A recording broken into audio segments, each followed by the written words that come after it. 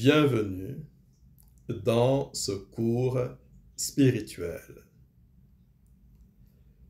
La thématique du présent cours spirituel, c'est comprendre les mécanismes et les lois de la vie après la mort. Comprendre les mécanismes et les lois de la vie après la mort. Ce cours consiste en 5 parties. Chaque partie va traiter d'un aspect de la thématique.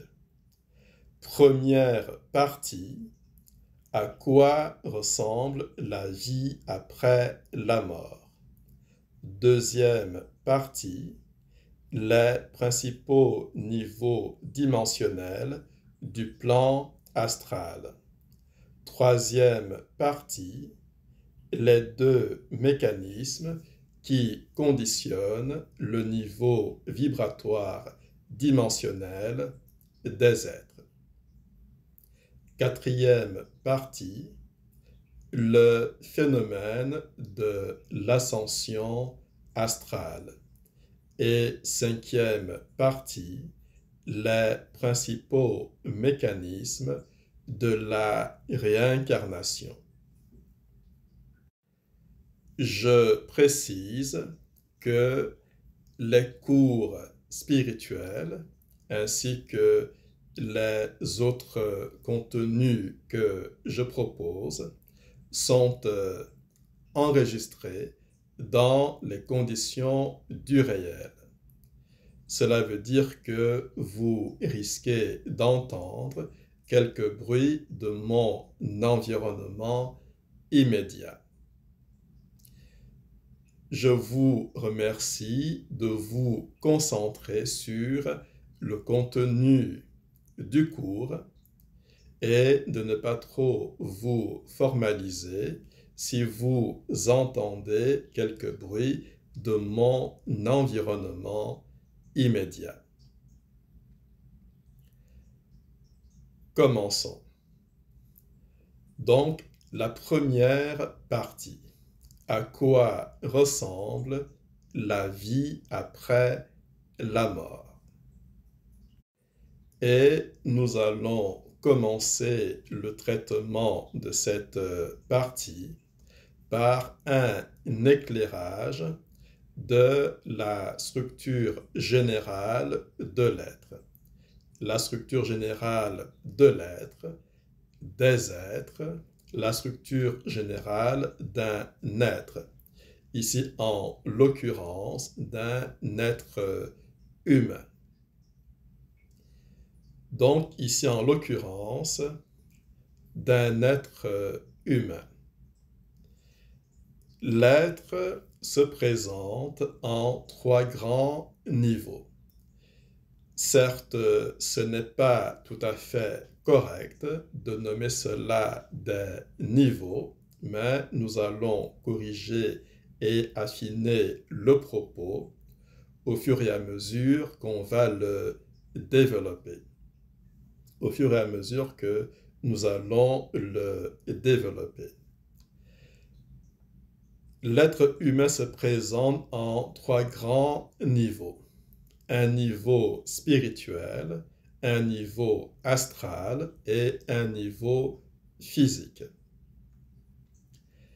En essence, l'être humain est un être spirituel, c'est-à-dire est un esprit, un être spirituel.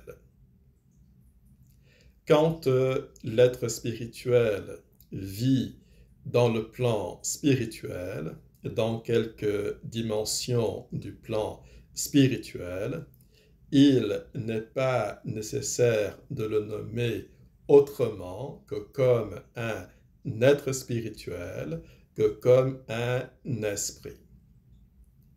Quand l'être spirituel s'immerge dans une complexion astrale et vit alors dans la dimension, dans le plan astral, dans l'une ou l'autre des dimensions du plan astral, à ce moment-là, il convient de le désigner par l'expression être astral.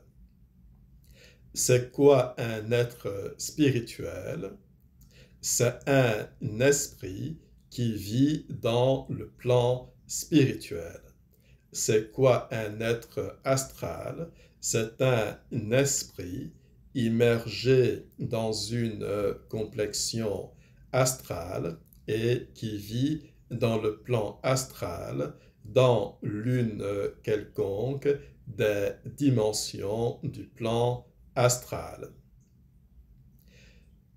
Quand un être astral s'incarne dans une complexion physique et vit alors dans la dimension physique, laquelle dimension physique, je le précise en passant, est l'une des dimensions du plan éthérique, cet être doit être alors désigné d'une façon différente, désigné comme un être physique. Donc, être spirituel, c'est l'esprit qui vit dans le plan spirituel. Être astral, c'est l'esprit immergé dans une complexion astrale et qui vit dans le plan astral, dans l'une quelconque des dimensions du plan astral. Et l'être physique, c'est un être astral incarné dans une complexion physique et qui vit dans la dimension physique. Si l'être astral était incarné dans une complexion éthérique, de l'une des dimensions éthériques au-delà de la dimension physique, on l'appellerait être éthérique. Donc, les êtres spirituels vivent dans les dimensions spirituelles du plan spirituel. Les êtres astraux vivent dans les dimensions astrales du plan astral. Et les êtres physiques vivent dans la dimension physique. Quand un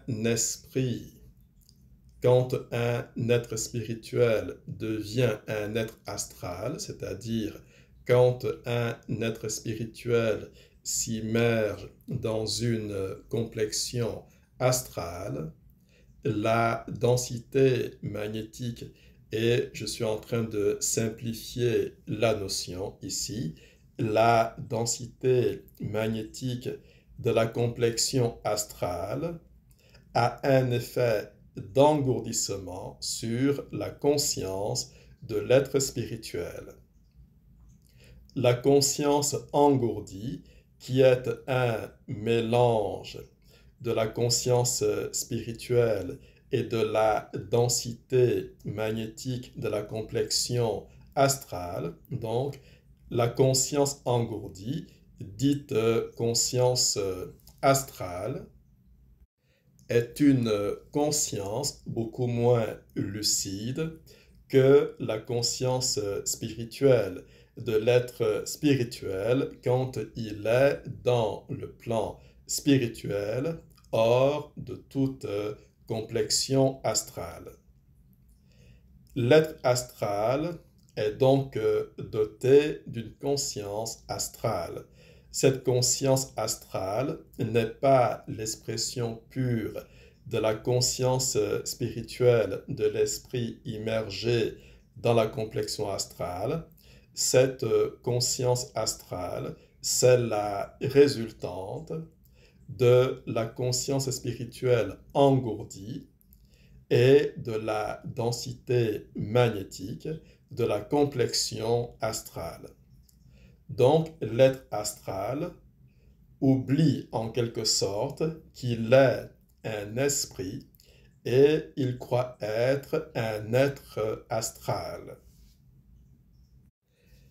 Ensuite, quand l'être astral s'incarne dans une complexion physique, un phénomène similaire se produit. La conscience astrale est engourdie par la densité magnétique de la complexion physique. Et la conscience résultante, qui est la combinaison entre la conscience astrale engourdie et la densité magnétique de la complexion physique, la conscience résultante peut être nommée conscience physique. L'être physique est donc doté d'une conscience physique. Et la conscience physique est beaucoup moins lucide que la conscience astrale, à tel point que l'être physique oublie qu'il est un être astral incarné dans une complexion physique. L'être physique croit être un être physique. Si on peut dire les choses de la manière suivante, la conscience astrale, c'est la conscience spirituelle engourdie une fois, et la conscience physique, c'est la conscience spirituelle engourdie deux fois. Si on peut dire les choses de cette manière, on comprendra donc que un être physique est un être spirituel deux fois engourdi ou deux fois moins lucide de son essence d'être spirituel. Un être spirituel consiste dans un corps spirituel doté d'un soleil spirituel. Certainement que dans un autre cours spirituel, nous allons traiter de la thématique que sont les esprits immortels et quelle est l'origine des esprits immortels. Donc, je disais, on peut dire que un être spirituel consiste en un corps spirituel doté d'un soleil spirituel. Une complexion astrale consiste en un corps astral doté de ce qu'on va appeler, faute de mieux, un cerveau astral. Et un être physique consiste en un corps physique doté d'un cerveau physique. Les êtres physiques sont des êtres mortels.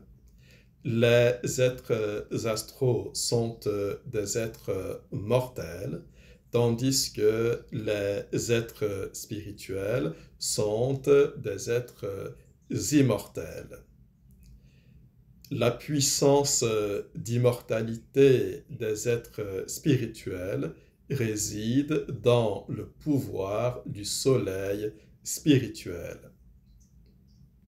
Je précise aussi au passage que la durée de vie des êtres astraux est beaucoup plus grande, mais véritablement beaucoup plus grande que la durée de vie des êtres physiques.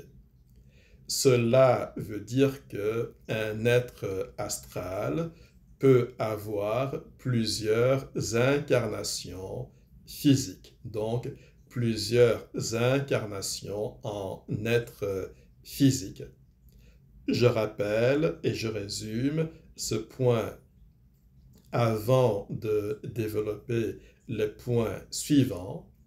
Vous avez trois grands types d'êtres. Vous avez les êtres spirituels, les êtres astraux et les êtres physiques. Les êtres spirituels sont des esprits immortels. Les êtres astraux sont en réalité des esprits immergés dans des complexions astrales. Et les êtres physiques sont en réalité des êtres astraux incarnés dans des complexions physiques. Qu'est-ce qu'un être humain? C'est un être physique. C'est donc un esprit dans une complexion astrale, dans une complexion physique. C'est ça un être humain, c'est ça un être physique. Maintenant, pour les besoins de simplicité du propos, mais rassurez-vous, nous allons faire un effort pour préserver la pertinence du propos. Donc, pour les besoins de simplicité du propos, on va faire abstraction des êtres spirituels et le reste de notre propos va concerner les êtres astraux et les êtres physiques.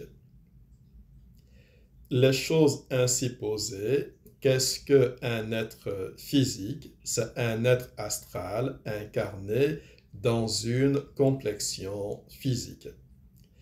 Qu'est-ce qui permet que le corps astral soit incarné dans le corps physique?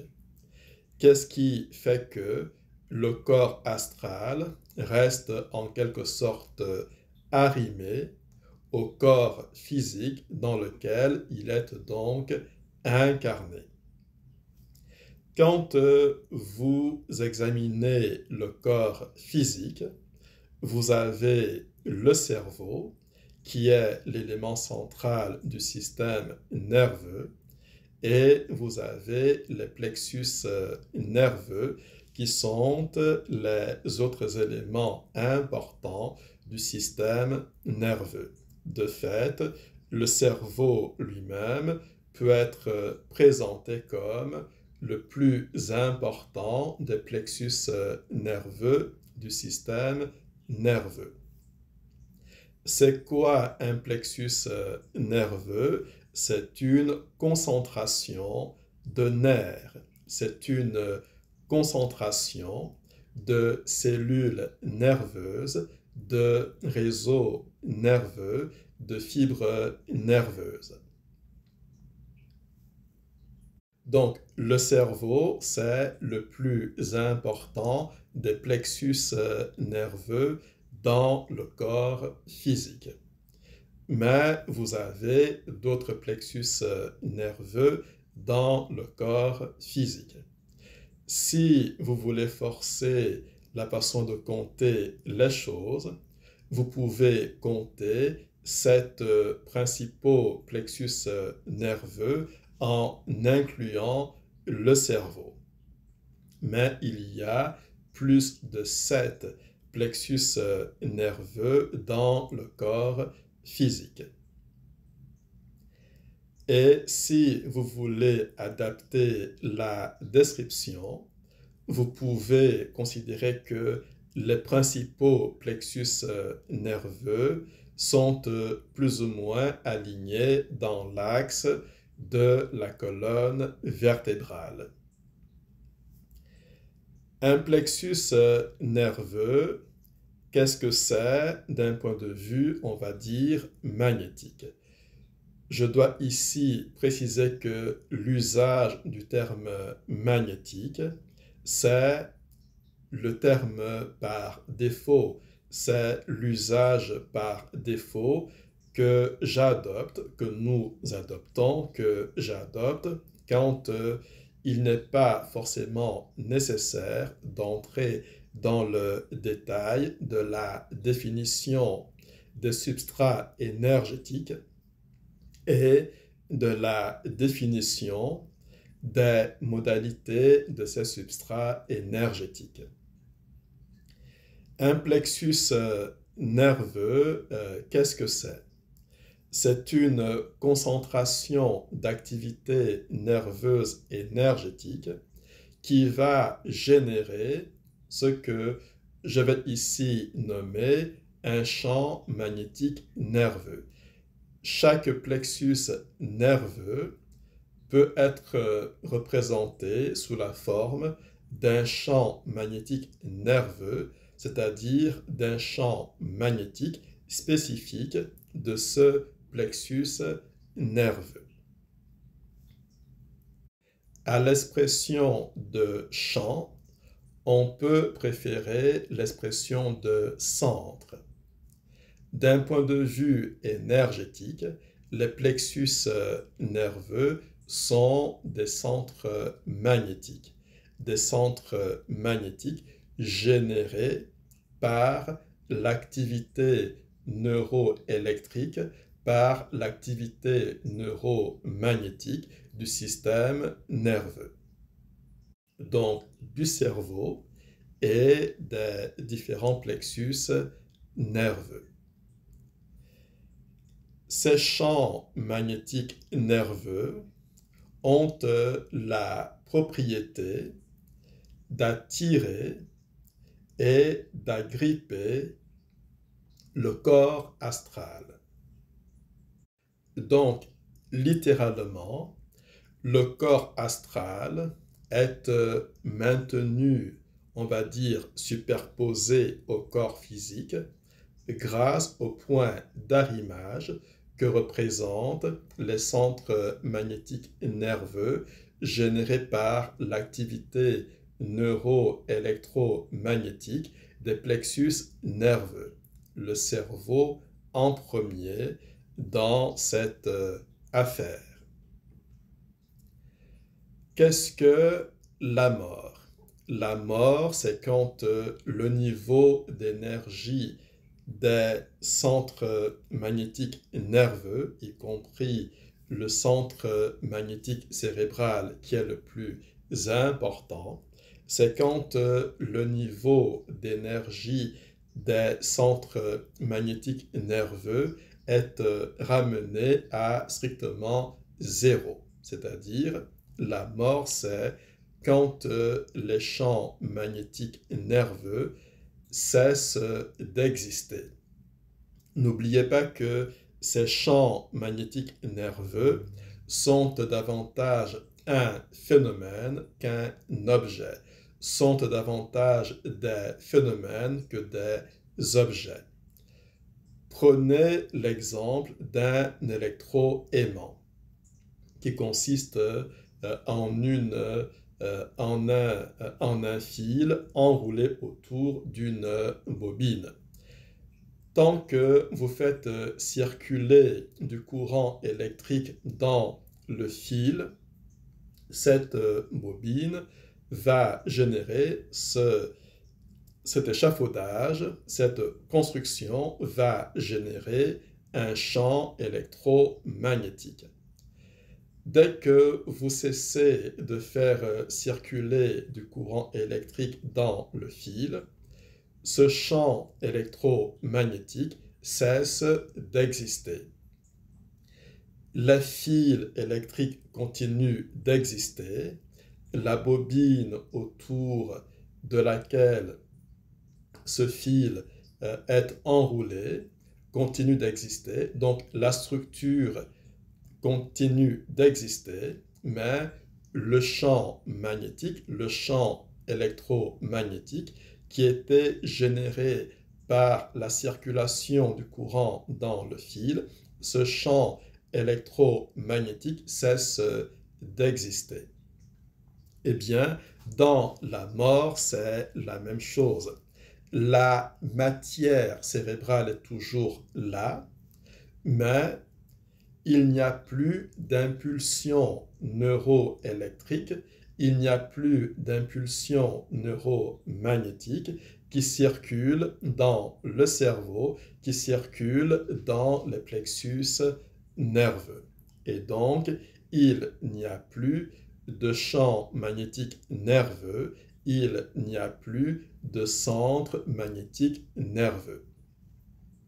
Quand le niveau d'énergie des centres magnétiques nerveux, le cerveau en premier, le centre magnétique cérébral en premier, quand ce niveau d'énergie tombe à 0, eh bien, le corps astral, l'être astral, est libéré de la complexion physique, est libéré du corps physique. Qu'est-ce que la mort? La mort, c'est quand l'être astral est libéré de sa complexion physique. Ce qui retient l'être astral dans la complexion physique, ce sont les centres magnétiques nerveux. Ce sont les centres magnétiques nerveux. Ce sont les champs magnétiques actifs générés par l'activité électrique du cerveau et l'activité électrique des plexus nerveux. Activité électrique ou activité électrochimique, peu importe les précisions dans les détails, mais il s'agit en définitive d'activité électrique dans le cerveau et d'activité électrique dans les plexus nerveux. Tant que vous avez de l'activité électrique, même très faible, dans le cerveau et dans les plexus nerveux, l'être astral reste attaché à son corps physique, reste attaché à la complexion physique. Dans la véritable sortie hors du corps, le niveau d'énergie des centres magnétiques est ramené à une impédance minimale, mais qui reste non nulle. Je n'ai pas défini ici le terme d'impédance, mais vous comprenez dans le contexte quel peut être son sens. Dans la mort, il y a cessation d'activité électrique, on va dire élaborée, pour le dire simplement, pour tenir compte d'un reste de rémanence d'activité électrique qui persiste quelques secondes, quelques minutes, voire quelques dizaines de minutes après la mort clinique. Quand je dis mort clinique, j'entends la mort tout court, telle que peut la définir un médecin légiste quand il dit l'heure de la mort est survenue à tel moment, quand il dit la mort est survenue à telle heure. Donc, qu'est-ce que la mort? C'est la disparition des centres magnétiques nerveux, c'est l'extinction des centres magnétiques nerveux et c'est donc la libération de l'être astral qui était attaché, qui était arrimé à la complexion physique, au corps physique, du fait de l'activité des centres magnétiques nerveux, du fait de l'activité des plexus nerveux. Rappelez-vous de la définition simplifiée suivante. J'ai dit que c'est quoi un être physique? C'est un corps physique avec un cerveau physique. C'est quoi un être astral? C'est un corps astral avec l'équivalent cerveau de l'astral. Et c'est quoi un être spirituel? C'est un corps spirituel avec un soleil spirituel. Le soleil spirituelle est très différent d'une simple structure cérébrale. Qu'est-ce que la mort du point de vue du binôme physique-astral? La mort, c'est quand l'être astral est dégagé, est libéré de son corps physique par extinction des centres magnétiques nerveux. L'être physique est un être physique parce que son corps est un corps dimensionnel défini, donc en l'occurrence un corps physique. Je précise, mais c'est un rappel qu'il est toujours important de faire. Je précise que la dimension physique est simplement l'une des dimensions du plan éthérique. L'être astral n'est pas un être éthérique. Le corps astral n'est pas un corps éthérique, pas plus qu'il n'est un corps physique. Mais autant l'être physique a d'emblée un corps dimensionnel défini, autant un être astral n'a pas d'emblée un corps dimensionnel défini, puisque le corps astral de l'être astral est fondamentalement susceptible de se déplacer et de se positionner à travers les différentes dimensions du plan astral. Ceci étant, un être astral vibre à une fréquence dimensionnelle astrale dite par défaut. Cette fréquence dimensionnelle astrale par défaut peut changer et on va voir dans la partie 4 le phénomène de l'ascension astrale.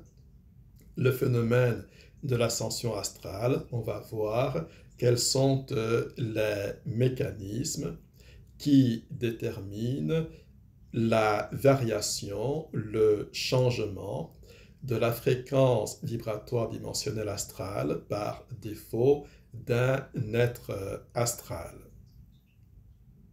On le verra même dans la partie 3, puisque la partie 3, la question qui sera traitée dans la partie 3, c'est les deux mécanismes qui conditionnent le niveau vibratoire dimensionnel des êtres astraux.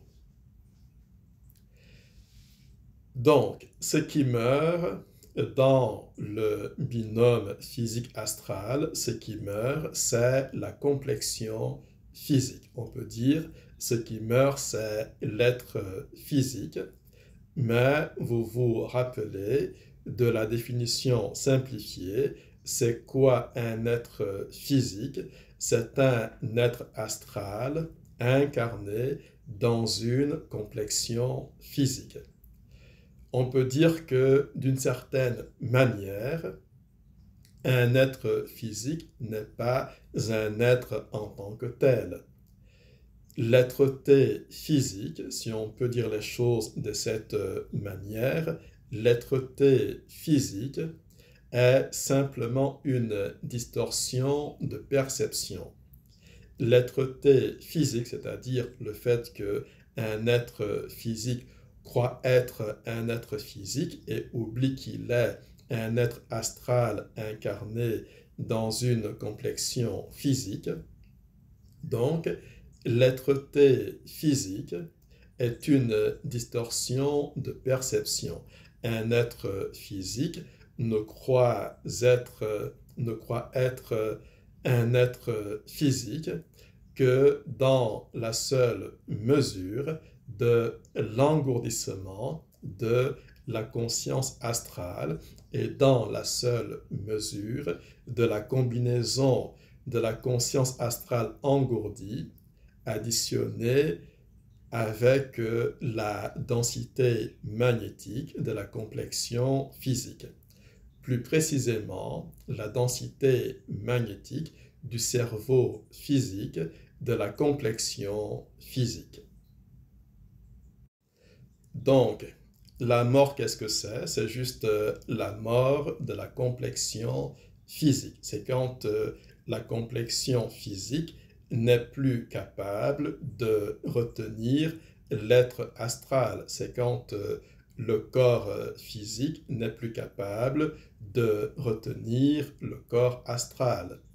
À ce moment-là, le corps astral est libéré de son arrimage dans le corps physique. L'être astral est libéré de son arrimage dans la complexion physique.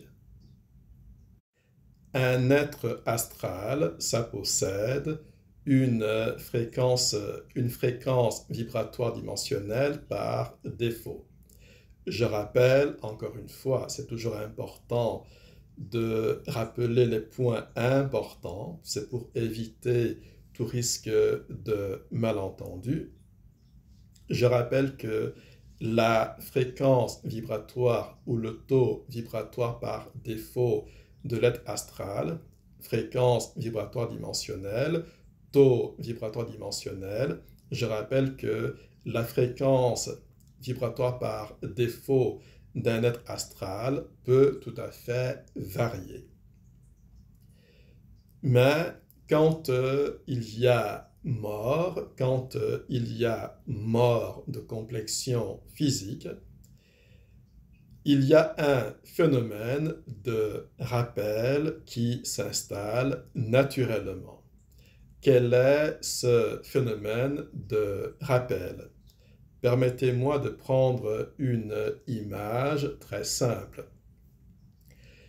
Si vous avez un ballon d'hélium, vous pouvez l'attacher à une rambarde. Tant que votre nœud tient, votre ballon d'hélium reste attaché à la rambarde. Si vous détruisez le nœud, donc si le nœud est défait, le ballon d'hélium va remonter automatiquement en altitude. C'est un peu ce qui se passe à la mort de la complexion physique.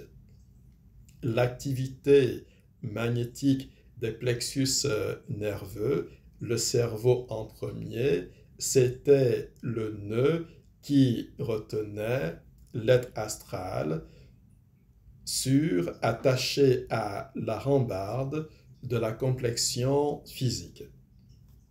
Quand le niveau d'énergie des centres magnétiques nerveux tombe à zéro, quand il y a extinction de toute la lumière électrique dans le cerveau et dans le système nerveux, eh bien, l'être astral est détaché de la complexion physique, et si son corps astral n'est pas trop alourdi, s'il n'est pas trop alourdi de certaines sédimentations psycho-émotionnelles et psychosentimentales, normalement, l'être astral, nonobstant son niveau de fréquence par défaut, va rejoindre automatiquement la dimension du plan astral qui correspond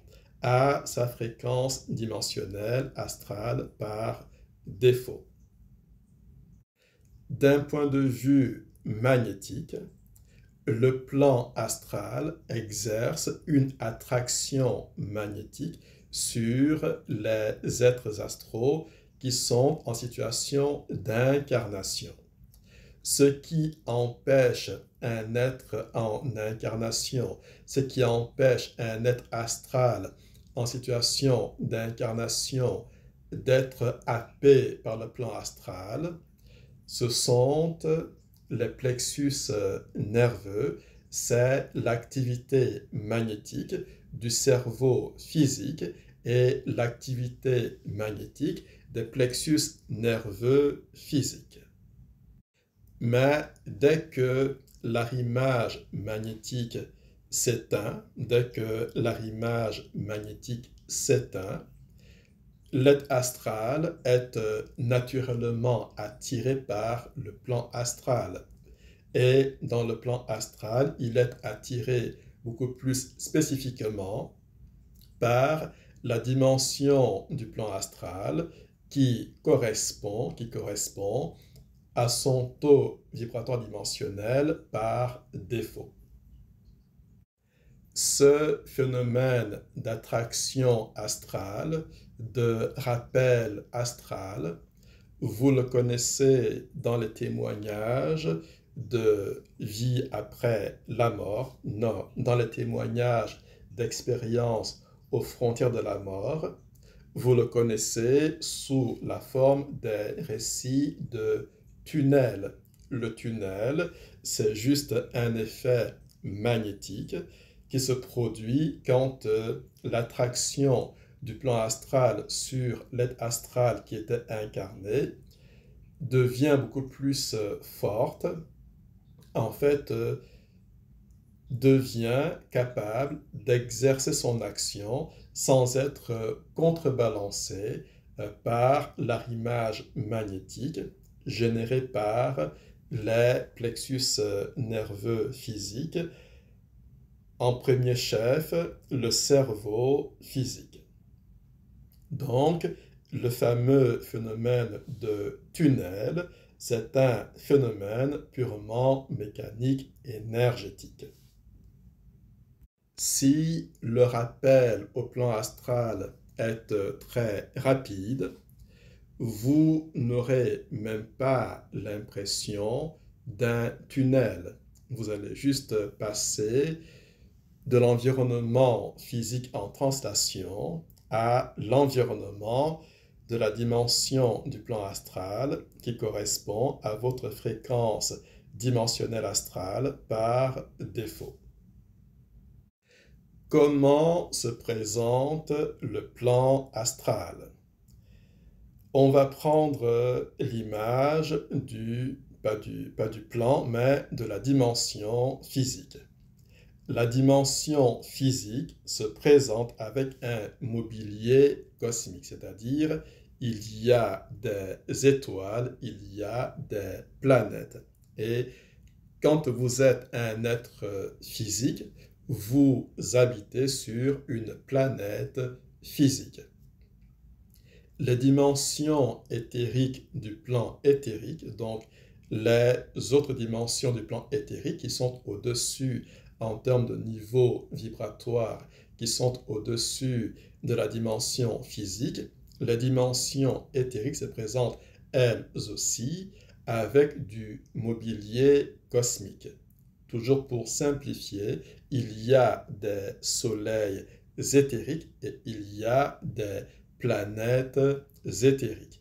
Et les êtres éthériques habitent sur des planètes éthériques, tout comme les êtres physiques habitent sur des planètes physiques. Vous êtes un humain terrestre, vous êtes un être physique et vous habitez une planète physique, en l'occurrence donc la Terre. Eh bien, les dimensions du plan astral se présentent aussi avec du mobilier cosmique. Il y a des planètes astrales et les êtres astraux vivent sur des planètes astrales.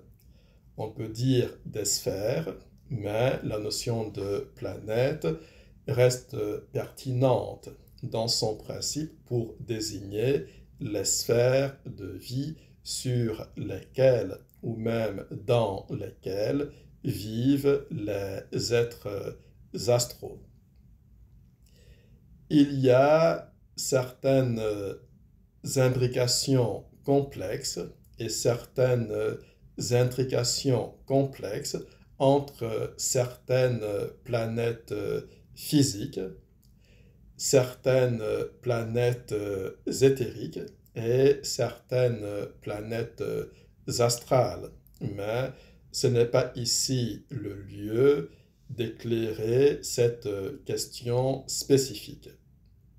Mais sachez que les êtres astraux ne vivent pas dans le vague spatial, ils vivent sur des sphères ou dans des sphères astrales, ils vivent sur des planètes ou dans des planètes, mais on va dire, pour simplifier, sur des planètes astrales. Le plan astral se présente selon trois grands niveaux dimensionnels. Chaque grand niveau dimensionnel comporte plusieurs dimensions. Il y a le grand niveau dimensionnel astral dit inférieur. Il y a le grand niveau dimensionnel astral dit médian.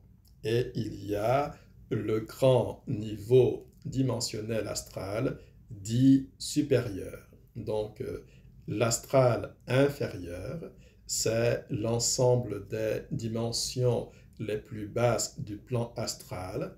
Il y a l'astral médian, c'est l'ensemble des dimensions de facture moyenne du plan astral, et il y a l'astral supérieur, c'est l'ensemble des dimensions les plus élevées du plan astral. La vie dans les dimensions de l'astral inférieur sera très différente de la vie dans les dimensions de l'astral médian. Et ensuite, la vie dans les dimensions de l'astral médian sera très différente de la vie dans les dimensions de l'astral supérieur. Évoquons d'abord la vie dans le bas astral.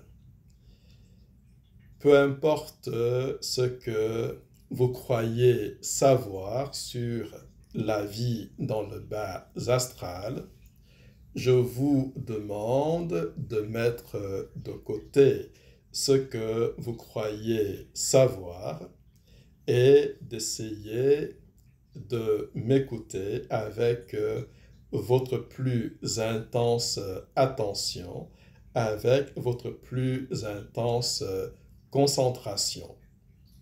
Normalement, vous devez écouter ces cours spirituels avec la plus intense attention et avec la plus intense concentration attentionnelle dont vous êtes capable. Les dimensions du bas astral, donc les dimensions des niveaux inférieurs du plan astral, sont d'une lenteur de fréquence. La notion de lenteur de fréquence n'est pas tout à fait appropriée, mais on va ici l'employer faute de mieux.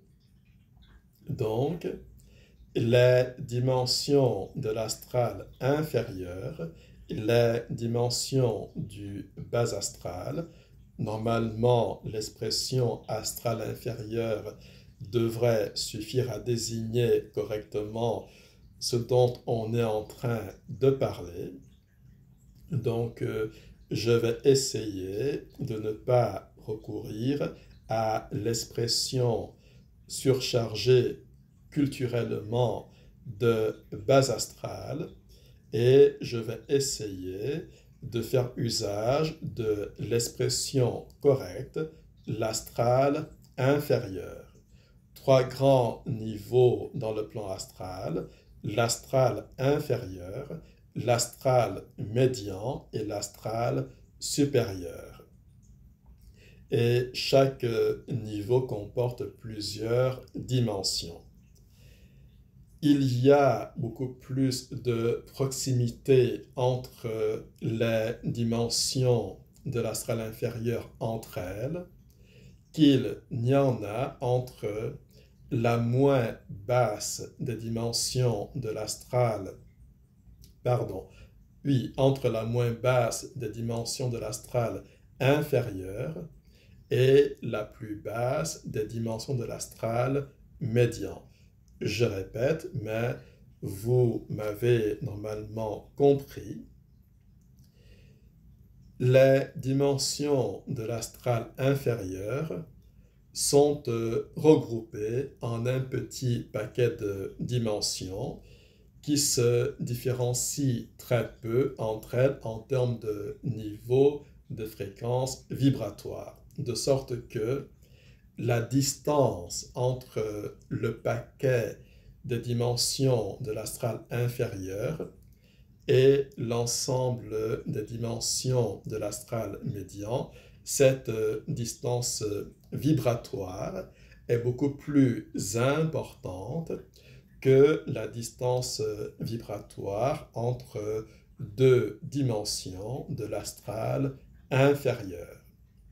C'est vous dire qu'il y a une sorte de distribution discontinue entre les rassemblements de niveaux de fréquence vibratoire dimensionnelle stable du plan astral.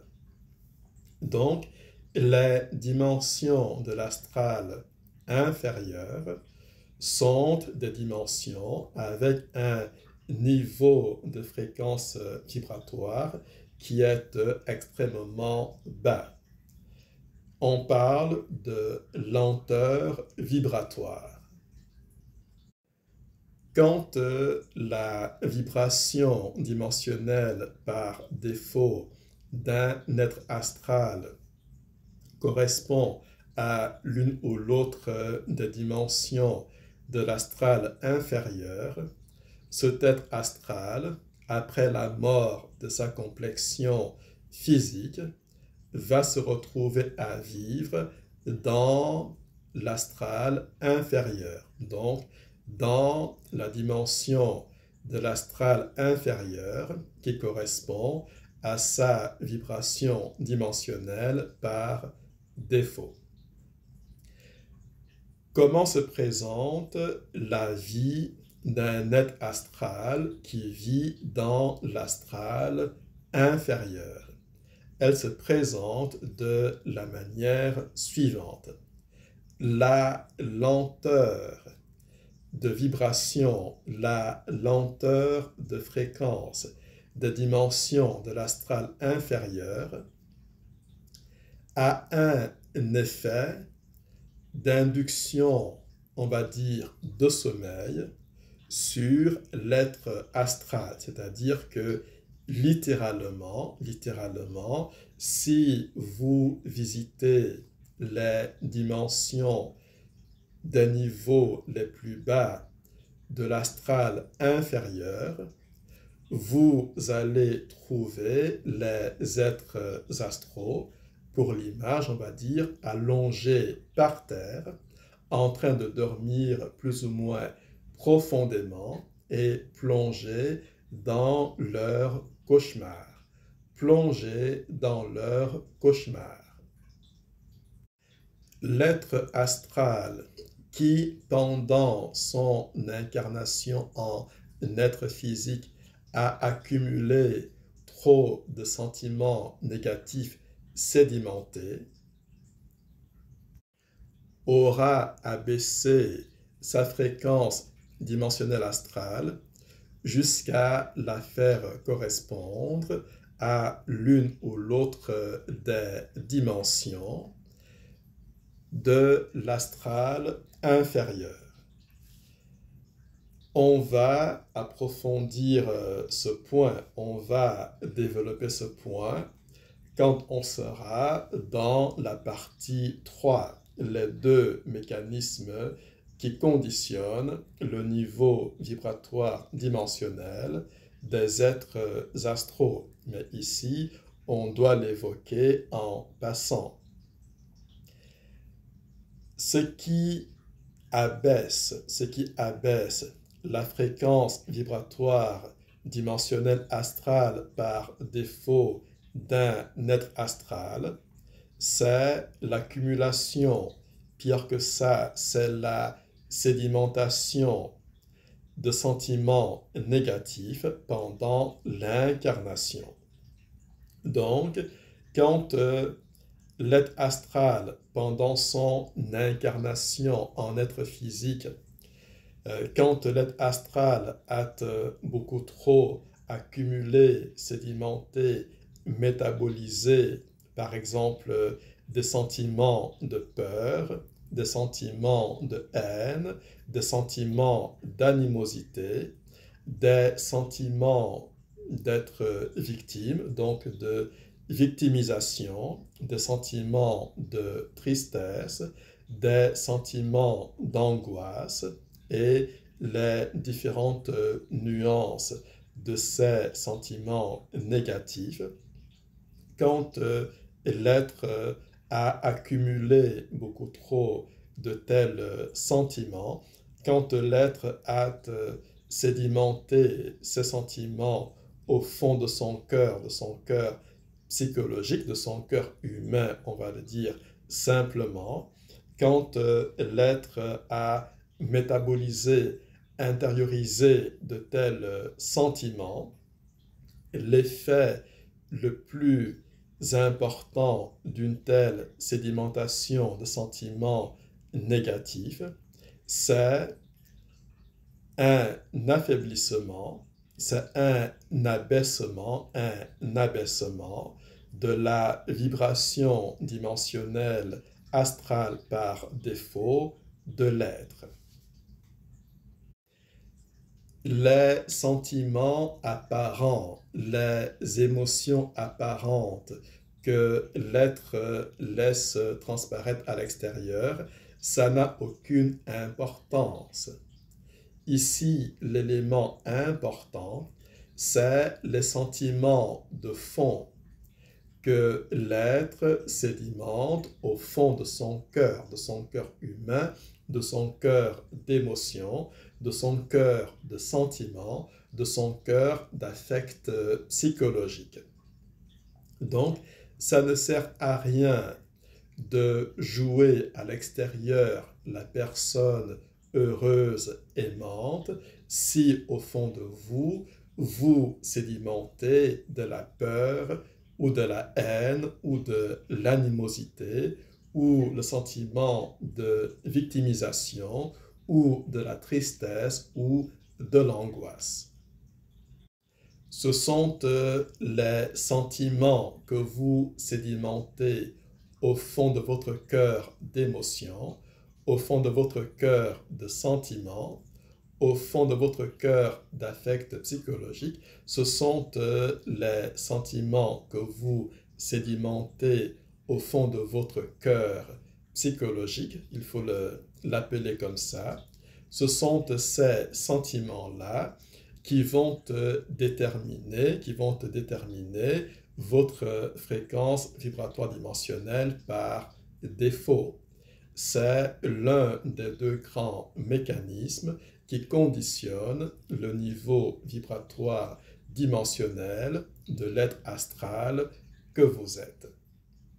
Donc, ça ne sert à rien d'afficher sourire dehors si vous savez très bien que c'est noirceur à l'intérieur. Il vaut mieux afficher visage stoïque et travailler sérieusement à dissiper votre noirceur intérieure, à vaincre vos peurs intérieures, à dissiper vos haines intérieures, à dissiper vos animosités intérieures, à surmonter votre sentiment de victime intérieure, à dissiper votre tristesse intérieure et à vaincre vos angoisses intérieures. pour le dire de façon directement positive, ça ne sert à rien de feindre à l'extérieur la sérénité, la joie et la bienveillance. Il faut au contraire travailler sérieusement à cultiver en vous le sentiment de sérénité face aux choses, à cultiver en vous le sentiment de joie intrinsèque et à cultiver en vous l'intelligence sensible de la bienveillance. Peu importe si à l'occasion, à l'extérieur, vous n'êtes pas dans une expression à première vue lumineuse, heureuse et rayonnante. Peu importe l'expression superficielle extérieure, ce qui compte, c'est la nature des sentiments que vous sédimentez à l'intérieur de vous. L'être astral qui, pendant son incarnation physique, aura accumulé peut-être trop de peur, trop de haine, trop d'animosité, trop de sentiments de victimisation, trop de tristesse ou trop d'angoisse, ou trop de l'une quelconque des nuances de ces sentiments négatifs. L'être astral qui donc, pendant son incarnation, aura vécu ainsi, se sera inscrit dans une telle dynamique intérieure de fond, va se retrouver, malheureusement pour lui, dans l'astral inférieur, dans l'une ou l'autre des dimensions de l'astral inférieur, donc dans les dimensions basses de l'astral inférieur. Et il ne sera pas lucide dans ces dimensions. Il va vivre dans ces dimensions, et vivre c'est trop dire, il va demeurer dans ces dimensions dans un état soit de somnolence accentuée, soit carrément de sommeil caractérisé.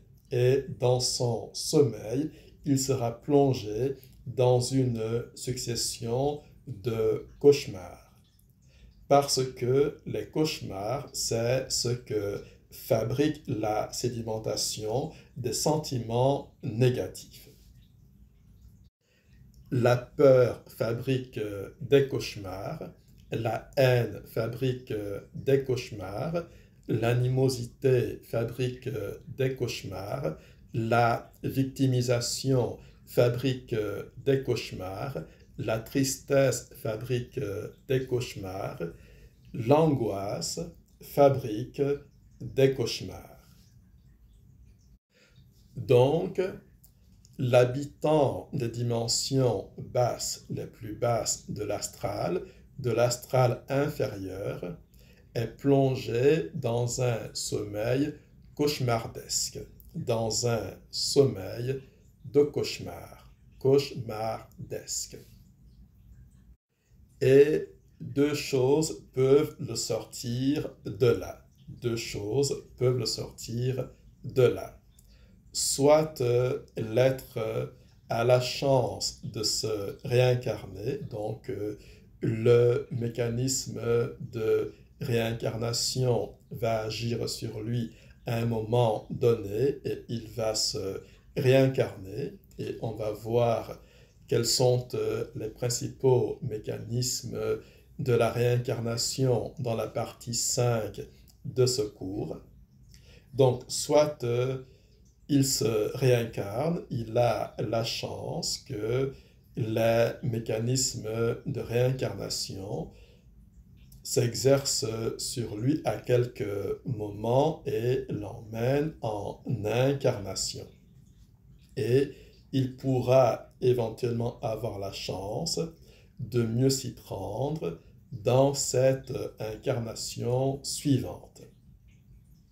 Donc, soit cela, soit des êtres astraux éveillés, appelons-les ainsi pour l'instant, viennent l'aider, viennent l'aider.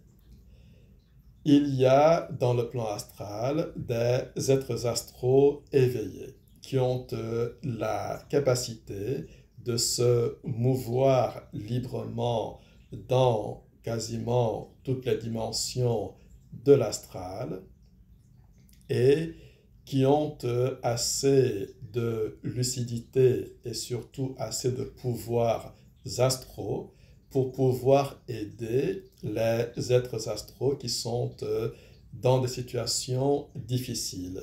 Et il n'y a pas situation astrale plus difficile que la situation d'un être astral qui vit dans les dimensions les plus basses de l'astral inférieur et qui est plongé dans un sommeil cauchemardesque.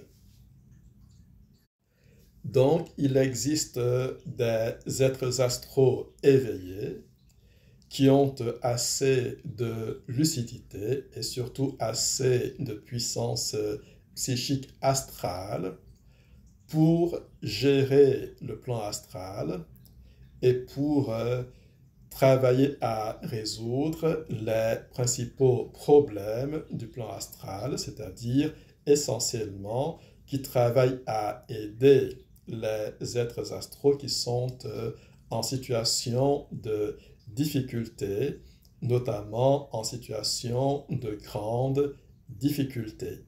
Et il n'y a pas de situation astrale de plus grande difficulté que celle d'un être coincé dans l'astral inférieur et plongé dans un sommeil cauchemardesque.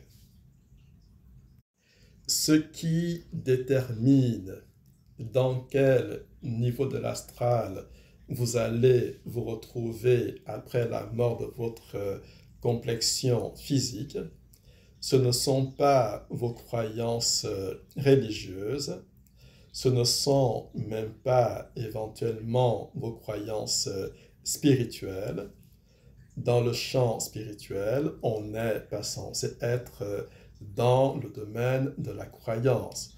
On est censé être au contact des vérités spirituelles et à minima, on est censé être au contact de l'intelligence de compréhension des réalités spirituelles. Donc, ce qui détermine dans quel niveau de l'astral et dans quelle dimension vous allez vous retrouver après la mort de votre complexion physique, ce ne sont pas vos croyances religieuses, ce ne sont pas vos éventuelles croyances spirituelles, c'est la nature et la densité énergétique, donc la qualité et la densité énergétique des sentiments les plus profonds que vous aurez sédimentés au fond de votre cœur d'émotions, de votre cœur de sentiments, de votre cœur d'affect psychologique. Je ne parle pas de trois cœurs différents, je parle de votre cœur sensible psychologique qui a un aspect émotionnel, un aspect sentiment, un aspect d'affect psychologique. En tout cas, c'est l'un des deux grands mécanismes qui conditionne, qui détermine votre fréquence vibratoire dimensionnelle astrale par défaut. À quoi ressemble la vie dans le niveau médian de l'astral? Nous avons vu ici à quoi ressemble la vie dans ces grandes lignes dans l'astral inférieur, dans les dimensions les plus basses de l'astral inférieur. L'être qui vit, qui demeure dans les dimensions de l'astral inférieur dans les dimensions les plus basses, est plongé dans une sorte de somnolence avancée ou dans carrément un état de sommeil. Et dans cette somnolence et dans ce sommeil, il est plongé dans des cauchemars à répétition, dans des cauchemars qui seraient sans fin si il n'était sujet à se réincarner ou si il n'était aidé par des êtres astraux éveillés. Maintenant, à quoi ressemble la vie dans l'astral médian? À quoi ressemble la vie dans les dimensions de l'astral médian? Nous allons développer ce point spécifique dans la partie 2, puisque la partie 2, c'est celle qui traite des principaux niveaux dimensionnels du plan astral. Et dans cette partie 2, nous allons donner de très profonds éclairages sur la vie dans l'astral médian et sur la vie dans l'astral supérieur. Mais pour conclure cette première partie, nous allons donner un simple petit aperçu de la vie dans l'astral médian. Quand vous vous retrouvez dans l'astral médian, quand un être astral se retrouve dans l'astral médian, sa vie astrale, c'est en quelque sorte ce que serait la vie physique si elle était parfaite. Ce que serait la vie physique si elle était parfaite. Donc, la vie dans l'astral médian correspond tout à fait à l'idéal de perfection auquel aspire la vie physique dans ses propres termes. Je ne vais pas approfondir cette précision, tout sera éclairé et approfondi dans la partie 2. Alors, je sais que terminer comme ça cette première partie, ce cours partie 1 sur 5, c'est en quelque sorte vous laisser sur votre faim, c'est en quelque sorte vous laisser dans le désir intense de savoir la suite. Eh bien, dans la partie 2, les principaux niveaux dimensionnels du plan astral, nous allons revenir et nous allons approfondir ce qu'il en est de la vie dans l'astral médian et nous allons aussi voir ce qu'il en est de la vie dans l'astral supérieur.